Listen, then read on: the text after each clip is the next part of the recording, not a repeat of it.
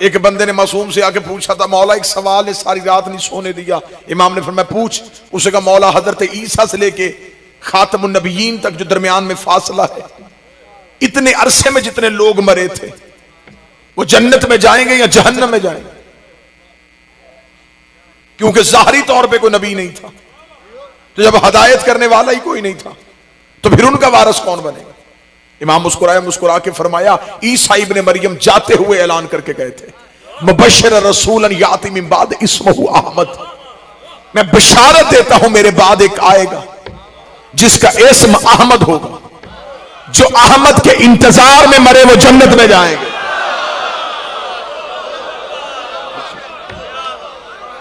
जो इनकार अहमद में मरे वो दोज़ख में जाएंगे। इसका मतलब है कि वक्त के मोहम्मद का इंतजार भी इबादत है, सांसें भी इबादत है। अब ये जिस बादशाह का मुझे तज़किरा सौंपा गया है, यकीनन ये मुश्किल तरीन मरहला है इस मालिक पे गुफ्तगू करना, लेकिन असरे हाजिर का तकाजा है कि आज हम अपने बच्चों को इमाम की अहमियत बताएं।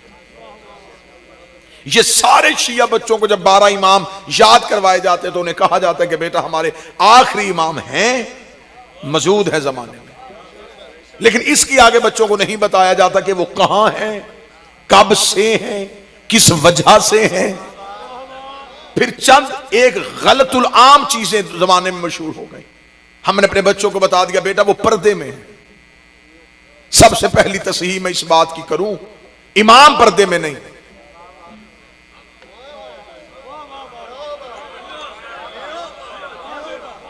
इमाम को हमसे छुपने की क्या जरूरत है? इमाम पर्दे में नहीं है। अगर इमाम मखलूक से छुपा होता तो इंसान मरने के फौरन बाद इमाम को ना देखता। उसके मरने के बाद जब उसने पहली ज़ियारत इमाम की तो इमाम ज़ाहिर नहीं हुए, इंसान के पर्दे पीछे हुए। इमाम मौजूद हैं, जमाने में हैं, और इनका कभी भी अपने वक्त की हुज्जत को जमानों में तलाश नहीं हम कर सकते, क्योंकि जमाने की 3 किस्में हैं, माजी, हाल, मुस्तकबिल। ये तीनों किस्मों में नहीं।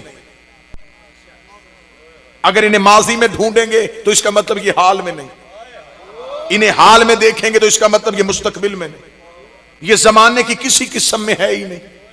इसलिए कि अगर ये जमाने में होते तो ये इमाम जमाना ना होते। जो बोल सके वो जहमत फरमा।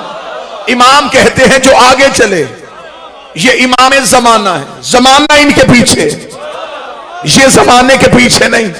अब मैं जगाने के लिए एक सत्र कह देता हूं कि बंदे ने अबू बसीर उसका नाम था, उसने इमाम सादिक से आगे सवाल किया। उसने कहा मौला जब भी कोई मसला आता है हम आपकी बारगाह में आते हैं, आपसे सवाल करते हैं, आप जवाब दे देते हैं, लेकिन आप ही कहते हैं कि हमारा एक वक्त का एक बेटा आएगा जो एक तुलानी क़यामत के बाद जमाने में जाहिर होगा। तो मौला उस दौर के शिया मसला किससे पूछेंगे? मौला उस दौर के शिया रहनुमाई किससे लेंगे जिस दौर में से आप में कोई नहीं होगा? इमाम ने कहा जाहिल न बन, वो कौन सा दौर होता है जब हम नहीं होते?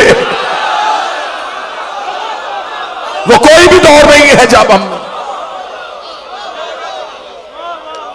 अब जो गलती हुई हमारे शिया मकतबा से, बच्चों को इमाम से पीछे हटा के खुद तक रखा गया।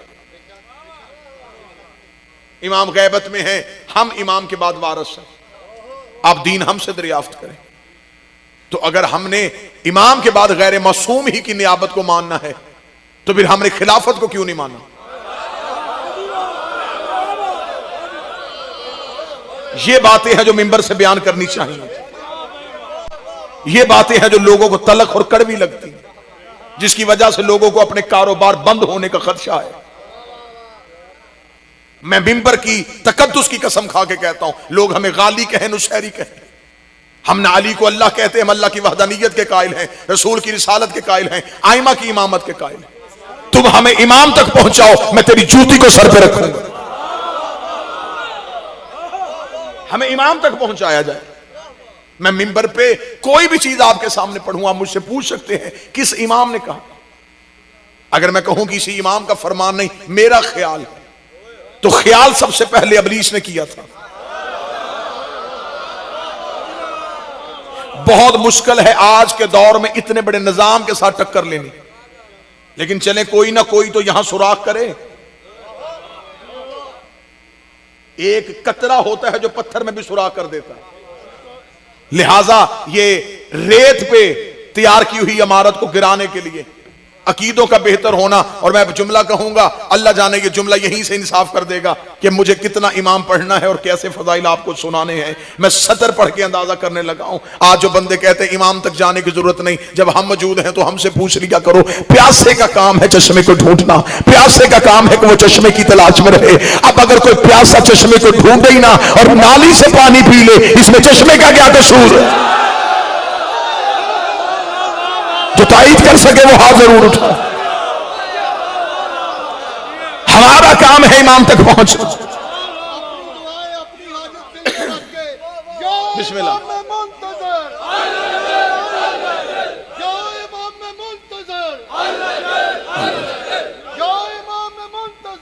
अल्लाह चल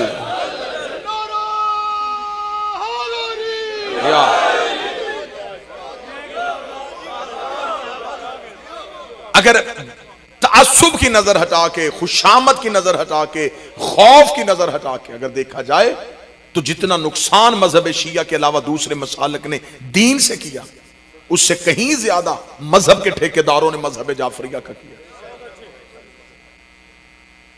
यह दौर था इमाम का दौर। दुनिया नाबलद है इमाम से, इमाम का तारुफ नहीं है, इस वजह से कि लोगों को खुद तक रोका गया। इमाम के अलकाबात चोरी किए गए। हुज्जत ये हैं,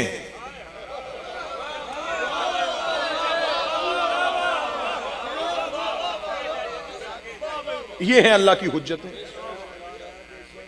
हुज्जत का तर्जमा आम जाके डिक्शनरी से उठा के देखना, हुज्जत किसे कहते हैं? जो आम तर्जमा आपको मिल जाएगा उसे कहते हैं दलील। हुज्जत कहते हैं दलील को। हुज्जतुल्लाह, अल्लाह की दलील। अल्लाह की दलील सिवाय मासूम के कोई नहीं। ये अल्लाह की दलील है, अल्लाह दावा है, ये दलील है। इनसे पता चलता है कि वो है। लफ्ज़ हुज्जत का जो तर्जमा, असल तर्जमा है, वो तर्जमा क्या है? मैं वो तर्जमा पढ़ दूं और उस तर्जमे के बाद फिर आप जिसको मानते हैं आपको उसकी कसम, आप पूरी जिंदगी इस तर्जमे पे परखिएगा, इस म्यार पे कोई उतरे तो फिर उसे हुज्जत कहिएगा। हुज्जत कहते किसे? इल्म फलसफा के यहां दो लफ्ज पाए जाते हैं, एक है मालूम, एक है मजहूल। कायनात में हर चीज या मालूम में है या मजहूल में। मसल मैं आपके सामने कहूं मेज, तो आप में से किसी ने नहीं पूछना कि ये क्या है, इसलिए कि आपके मालूम में, आपके इल्म में। आप में से किसी ने मुझसे दलील नहीं मांगी ये किस चीज का नाम ले दिया, इसकी शक्ल कैसी होती है, इसका मतलब ये आपके मालूम में था। अब मैं एक लफ्ज कहूं फरिश्ता,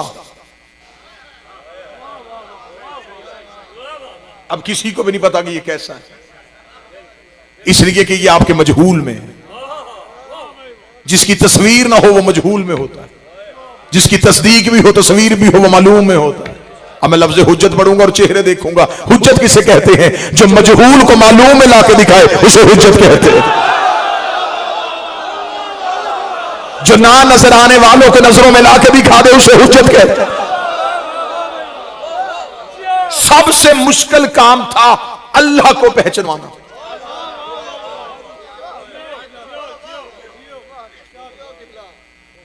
अपने आप को भी रखना है और उसकी वहदानियत को भी मनवाना है।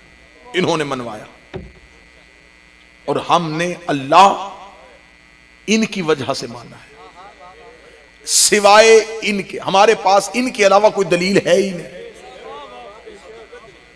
ये है हुज्जतुल्लाह, इसे कहते हैं अल्लाह की हुज्जत। अब जिन बंदों ने दीन से हुज्जत को निकाल दिया है, जो कहते हैं कि मजहब में सिर्फ अल्लाह चाहिए, कुरान चाहिए, अमाल चाहिए, हुज्जत की अहमियत नहीं। फिर हम मजमे को जगाने के लिए जुमला कहता हूं, हुज्जत का सबसे पहला इनकार इब्लीस ने किया था। उसने अल्लाह का इनकार नहीं किया था। उसने ये नहीं कहा था कि नमाज नहीं होनी चाहिए, उसने नहीं कहा था कि सजदा नहीं होना चाहिए। नहीं, इब्लीस कल भी या अल्लाह मदद का कायल था।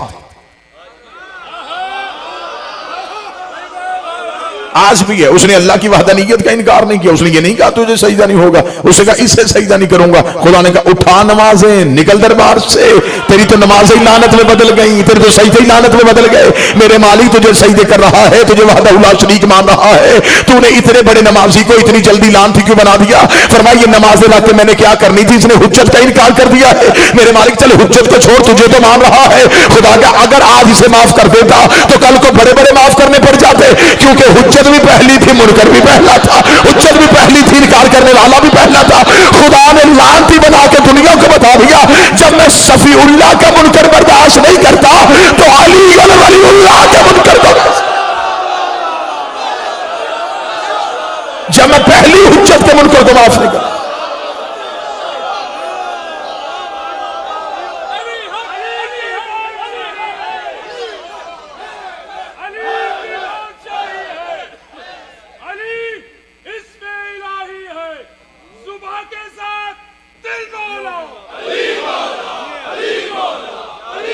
बिस्मिल्लाह। जिनके दिलों में वलायत अली का समंदर धागे मार रहा है, अपनी अपनी माँ की ताकत साबित करने के लिए पूरी ताकत के साथ यकजुबान होकर आज के इस मैदान को मैदान खुद बना दो। पूरी ताकत के साथ दोनों हाथ बुलंद करके एटम बम, सुपर पावर, शहीद मिसाइल,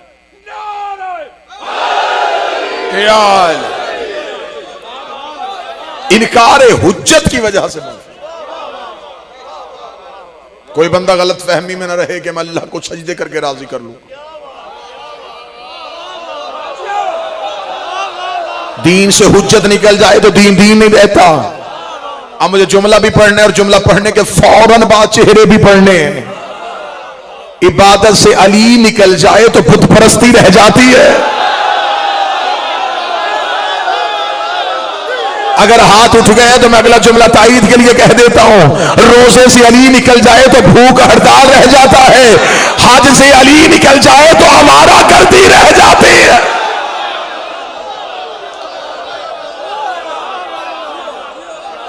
इबादत की रूह है हुज्जत। कबूलियत अमाल होगी तो हुज्जत की वजह से।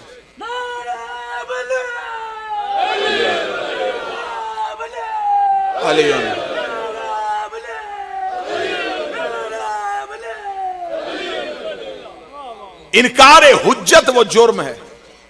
तो जो साहबान फरमाइए, मैं अहमियत हुज्जत बताऊं, फिर दो जुमले मालिक की इज्जत की बताऊं। हुज्जत का इनकार वो जुर्म है जिसकी माफी नहीं। 11 आइमा को कोई बंदा माने और 12वें की गैबत को तस्लीम ना करे तो इसका मतलब है कि उसका पहला इकरार भी कुछ नहीं। बंदा मोहम्मद रसूल अल्लाह पढ़े और अली वलीउल्लाह का इकरार ना करे।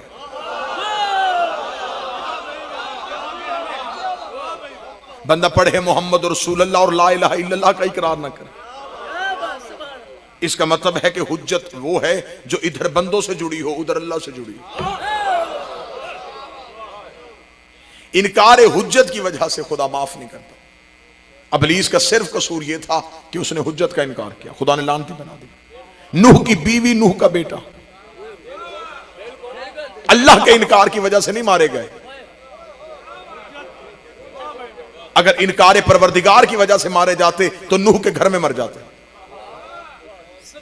नूह के घर के अंदर रह के इन्होंने अल्लाह का इनकार किया, लेकिन जब हुज्जत का इनकार किया खुदा ने बेटा भी न बख्शा।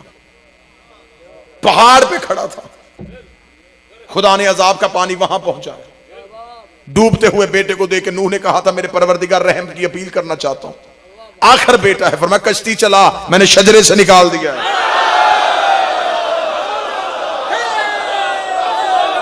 नहीं नहीं नहीं नहीं, सतर ये नहीं थी, सतर इससे आगे है जिसकी मुझे आपसे ताई चाहिए और उठे हुए हाथों से ताई चाहिए। खुदा की आवाज़, कश्ती चला, मैंने तेरे शजरे से निकाल दिया है। मेरे मालिक सुल्ह तो मेरे में था, फरमाया तेरे सुल्ह में था, लेकिन तेरी हुज्जत का इनकार किया है, तेरे इख्तियार का इनकार किया है, मैंने तेरे शजरे से निकाल दिया है। आज कोई बंदा सीना चौड़ा करके कहे कि मेरे घुटने को हाथ लगा, मैं तो सैयद हूं, तो अली और वलीउल्लाह का नहीं पड़ेगा तो खुदा शजरे से निकाल।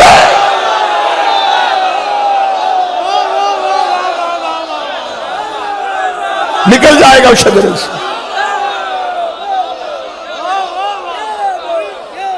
रहेगा तू शजराए तैयबा में तो सिर्फ हुज्जत के इख्तियार के। एहतराम सदात है विलायत अली की वजह से। मैं 2019 के सैयद को देखूं या अपने छठे इमाम को देखूं, मेरा छठा बादशाह फरमाता है कि मुझे अली का बेटा होने पे फख्र नहीं, मुझे अली की विलायत पे होने पे फख्र। मुझे फख्र है कि मैं विलायत अली पे कायम। इनकार किया नूह के बेटे ने, अल्लाह का नहीं हुज्जत का। खुदा ने अजाब में भेज दिया। फरौन अल्लाह का इनकार करता रहा, खुदा ने कुछ नहीं कहा। जब उसने मूसा का इनकार किया, खुदा ने कहा नहीं, फरौन मेरे असूल है, रब बन के बैठा रहता, मैंने कुछ नहीं कहना था। तूने मेरी हुज्जत का इनकार कर दिया। खुदा ने पानी में डुबो के मार दिया, इनकार हुज्जत की वजह से। शदाद अल्लाह का इनकार करता रहा, नमरूद अल्लाह का इनकार करता रहा, कुछ नहीं कहा। जिसने हुज्जत को छोड़ा, अजाब आया इनकार हुज्जत की वजह से। सिर्फ और सिर्फ जिसने हुज्जत का इनकार किया, बिस्मिल्लाह सरकार, बिस्मिल्लाह, वाजिबुल एहतराम काबिल साद एहतराम भाईजान तशरीफ ले आए। इनकार हुज्जत की वजह से खुदा ने अजाब में मुब्तला कर दिया। अबलीस सजा याफ्ता हुआ इनकार हुज्जत की वजह से। नूह का बेटा सजा में मुब्तला हुआ इनकार हुज्जत की वजह से। फरौन पे अजाब आया इनकार हुज्जत की वजह से। शदाद और नमरूद अजाब में मुब्तला हुए इनकार हुज्जत की वजह से। लफ्ज यहां पे है और यहीं पे मौजू खुलने लगा है। गदीर के चौक में जिसने इनकार किया था उसने अल्लाह का नहीं किया। बादशाह हुसैन इन हाथों को सलाम, उसने इनकार कर दिया था विलायत अली का। मैं चेहरे पढ़ना चाहता हूं, ये नबी की जिंदगी में पहला मुकस्सर था जो नबी के सामने उठ के खड़ा हो गया था। इससे कहा मैं अली वलीउल्लाह का इकरार नहीं करूंगा। खुदा ने पत्थर भेज के बता दिया कि मैं ला इलाहा का मुनकर माफ कर सकता हूं, अली और वलीउल्लाह के मुनकर को माफ।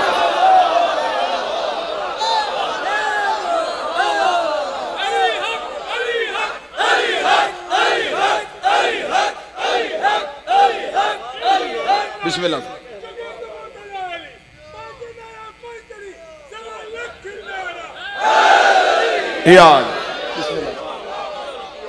अजाब किस लिए आया?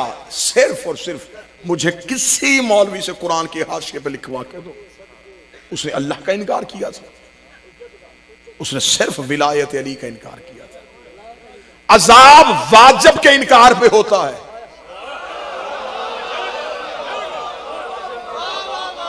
मुस्तहब के इनकार पे नहीं होता। अगर होता अली वलीउल्लाह मुस्तहब, अजाब ना होता।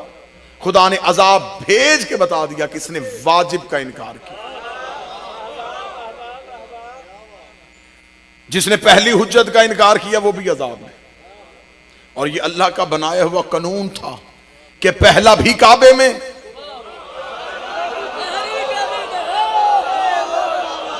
आखिरी भी काबे में। पहला काबे के अंदर, आखिरी काबे की छत पे। जमींदार तबका है, गंदम की कटाई करीब है, जमींदार गंदम का एक दाना जमीन में दफन करता है, उसी से पौधा, उसी से कॉम्पल, उसी से सिट्टा। जब वो सिट्टे को खोलता तो फिर वही दाना।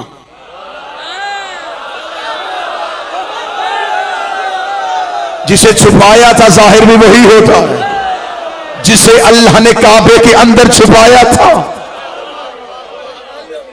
जब कायम आएगा तो काबे की छत पे आएगा, काबे की छत पे आएगा मेरा आखिरी बादशाह। पहले आए थे काबा के अंदर। और यहां मैं जुमला कहना चाहूंगा, 13 रजब को मादर अमीर अल मोमिनीन बीबी घर से चली थी। आपने पूरे रजब के जश्न सुने, आपने जाकिरीन वाइजीन खुतबा उलमा से सुना।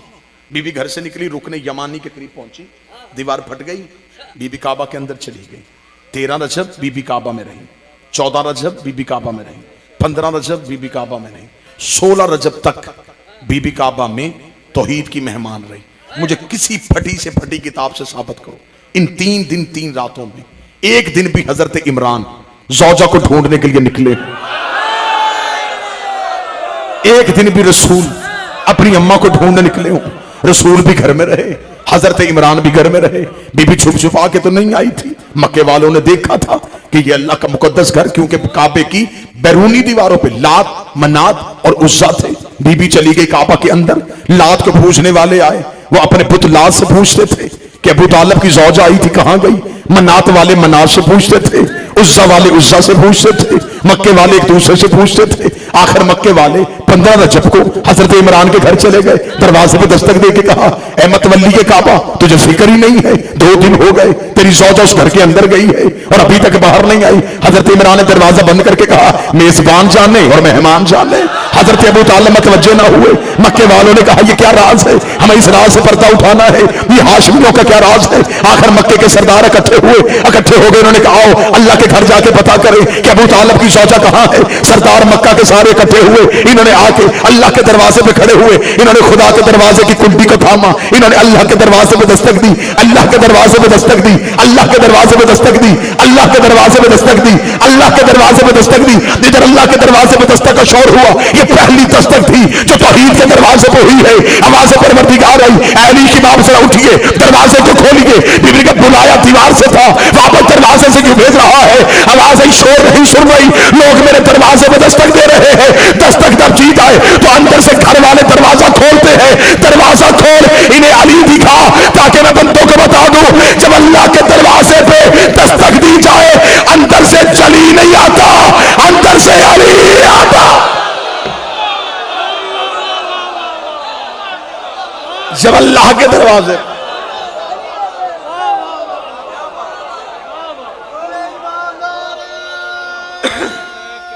बिस्मिल्लाह से इस मालिक के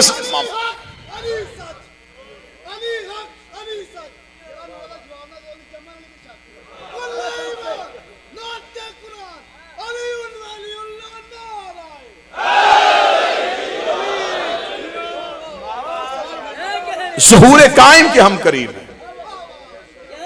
गैबत इमाम हमसे चाहता है, इमाम की गैबत में हमारी जिम्मेदारियां क्या है, तवस्सुल इमाम का तरीका क्या है। आज का शिया इमाम से राब्ता कैसे कर सकता है? शौक की वजह से नहीं होगा, इश्क की वजह से होगा। ये सब मानते हैं हमारे इमाम मौजूद हैं, जाहिर हैं, जमाने में हैं, और इमाम ने अपने मकामात के बारे में भी बताया हुआ है कि मैं कब कहां होता हूं। एक शख्स ने तौकी में इमाम से पूछा था, मौला आपसे मुलाकात कैसे मुमकिन है। इमाम ने फरमाया, हम मिलते हैं, तुम हमें पहचानते नहीं।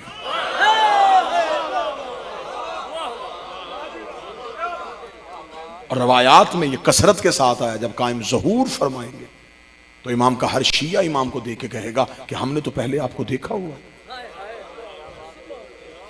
इतनी ज्यादा मुलाकातें हैं इमाम के साथ, लेकिन अदम मार्फत की वजह से, कमी मार्फत की वजह से हम अपने इमाम को पहचान नहीं सकते। मौला फरमाते मैं हर शिया को मिलता हूं उसकी मार्फत के मुताबिक, किसी को ख्वाब में, किसी को ख्याल में, किसी को तखय्युल में, किसी को हकीकत में। मिलता मैं सबको हूं। मौला फरमाते हैं कि अगर मैं एक लम्हे के लिए भी तुमसे बेखबर हो जाऊं, यह तमाना तुम्हें हमेशा के लिए खत्म कर दे। मैं इतना बाखबर हूं तुमसे। यहां तक मैंने पढ़ा है कि इमाम फरमाते हैं कि तुम्हारे रोजाना के अमाल मेरे सामने आते हैं। और इमाम फरमाते शायद तुम गुनाह करके सो जाते हो, मैं तुम्हारे गुनाहों को अपने खून के आंसुओं से धोता हूं। उनकी तरफ से मोहब्बत में कोई कमी नहीं, हमारी तरफ से राब्ते की बहाली की कमी है। मुलाकात इमाम कैसे मुमकिन? और यहां मैं बड़ी सादा लफ्जों में, सादा तरीके से बता, मौला फरमाते जब भी कोई शिया मुझसे मिलना चाहता है, जो पहला वहम उसके दिल में इब्लीस डालता है वो ये होता है कि कहां वो कहां हम। मौला फरमाते ये मेरे और मेरे शिया, मेरे मुहिब के दरमियान एक पहला फासला है जो इब्लीस की तरफ से उसके दिल में डाला जाता है कि हम गुनाहगार, हम कहां उनसे मिल सकते हैं, हम इस काबिल ही नहीं, हमारी ज़ियारत मौला से कैसे हो सकती है, हम मुलाकात कर ही नहीं सकते, हम तो बड़े गुनाहगार हैं। इमाम फरमाते अगर तुम्हें तुम्हारे गुनाहों की वजह से इस कदर मायूसी है कि तुम मुझसे मिलने की आरजू को खत्म कर रहे हो, अगर हम तुम्हें तुम्हारे गुनाहों की वजह से नहीं मिलते तो फिर हमने तुम्हें अपनी विलायत क्यों सौंपी हुई है। अगर हमने तुम्हें अपनी मोहब्बत का अमीन बनाया है तो यह मोहब्बत हमारी तरफ से है। अब तुम्हारी तरफ से कदम बढ़ना है, हम कदम बढ़ा चुके हैं, हमने अपनी मोहब्बत और विलायत तुम्हें दे दी, अब तुम्हें हमारी तरफ बढ़ के आना है। फिर इमाम फरमाते हैं कि अगर तुम हमसे मिलना चाहते हो, मौला फरमाते एक शख्स ने एक आरिफ से पूछा था, उसने कहा जिंदगी को बचाने का राज बताएं। उसने कहा चाहते हो कि हमेशा जिंदा रहो? उसने कहा चाहता हूं हमेशा जिंदा। उसने कहा सुबह को उठ के अपने वक्त के इमाम पे सलाम किया। उसने कहा इमाम पे सलाम से जिंदगी का क्या ताल्लुक? उसने कहा जब तू सलाम कहना सुन्नत है, जवाब देना वाजिब है। जब तू सलाम कहेगा सलाम अलैका या साहिबल असर व ज़मान, वो जवाब में अलैका सलाम कहेंगे, और जब वो कह दे सलामती हो फिर मौत कैसे?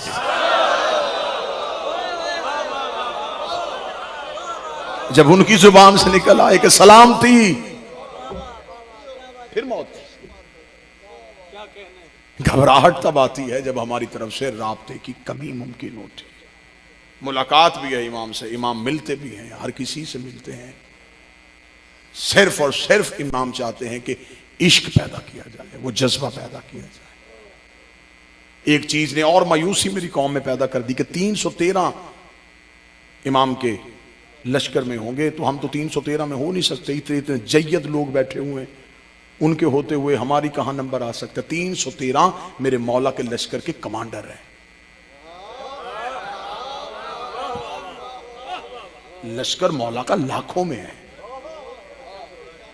ये 313 जो हैं ये वो हैं जो सिपा सलार है मेरे मौला के। इनमें से 4 नबी हैं जो सिपा सलार है, इनमें माल के अस्तर भी हैं, इनमें हजरत अबुल फजल अब्बास भी हैं। ये कायम के लश्कर के सिपाही हैं। हजरत अबुल फजल अब्बास कायम के लश्कर के सिपाहियों में से। फिर मुझे जुमला कहने की इजाजत दीजिए, जो हुसैन का सिपा सलार हो वो कायम का सिपाही होता है। एक शख्स ने सवाल किया था और वो सवाल मौला से ये था, उसने कहा मौला अगर खून हुसैन का बदला वक्त के इमाम आखिरी इमाम ने लेना है तो ये बदला जनाब सैयदुल साजिदीन को लेना चाहिए था, अमीर मुख्तार ने क्यों लिया? हुज्जत के होते हुए गैर मासूम ने खून हुसैन का बदला क्यों लिया? फरमाया बदला खून हुसैन अभी बाकी है, वो है मुंतकमुल्लाह के नाम पे, मेरे 12वें पे। उसे कहा मौला सज्जाद ने बदला क्यों ना लिया, ये 12वें की सूरत में क्यों है?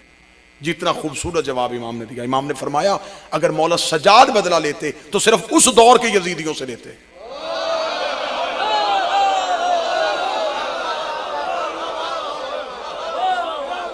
अगर वो बदला लेते तो सिर्फ उस दौर के यजीदियों से लेते। बदला कायम पे रखा ताकि हर दौर के यजीदियों से ले सके।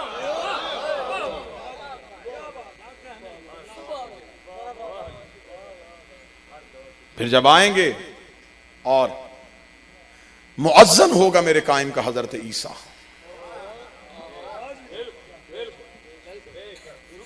ये बतूल का बेटा है, ये मेरे कायम का मुक्तदी है, इंतजार में है और मौला के पीछे नमाज पढ़ेंगे। इतना मुझे बता दीजिए, हो सकता है मैं तालिब इल्म हूं, मेरी मालूमात में कमी हो सकती है। हजरत ईसा नबी हैं, ये इमाम है, ये नबी हो के इमाम के मुक्तदी हैं।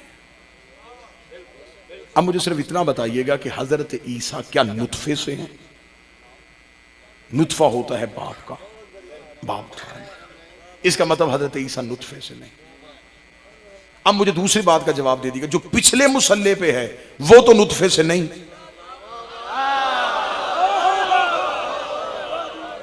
और जो अगले मुसल्ले पे है ये हमारी तरह आया है। फिर इसका मतलब मानना पड़ेगा पीछे आमर है, आगे ओलेल आमर है। हर शिया अपने घर में इमाम की सदा को सुनेगा। इमाम फरमाते वो जैसी जुबान समझता होगा हवा उसे उसके जुबान में पैगाम पहुंचाएगी। इमाम साइंस की तरक्कियां बिल्कुल खत्म हो जाएंगी, रुक जाएंगी। जमाना बिल्कुल अपनी हरकत को छोड़ देगा, बिल्कुल वैसे ही जैसे मेराज में रसूल गए तो जमाने ने हरकत को छोड़ दिया था। नब्जों पे हाथ रखा जाएगा। और इससे बेहतर जो सबसे अगला जो मजमून इससे बेहतर है वो काश मिंबर से पढ़ा जाए, वो रज्जत का मजमून। क्या रज्जत क्या है? जब पलटेगा जमाना, जब कायम की शाही होगी, जब सादात के घर आबाद होंगे, फिर उस वक्त इमाम के लश्कर की हालत क्या होगी। मेरा मालिक हमें कायम के नासरीन में से शुमार फरमाए। आज के दौर का सबसे बड़ा वजीफा है कायम का ज़हूर मांगना। इमाम फरमाते हैं कि अगर तुम मेरे आने से पहले मर गए लेकिन तुमने मेरा ज़हूर मांगा तो मैं वादा करता हूं मैं तुम्हें लेने तुम्हारी कब्र पे आऊंगा और आके कब्र पे कहूंगा कि उठ।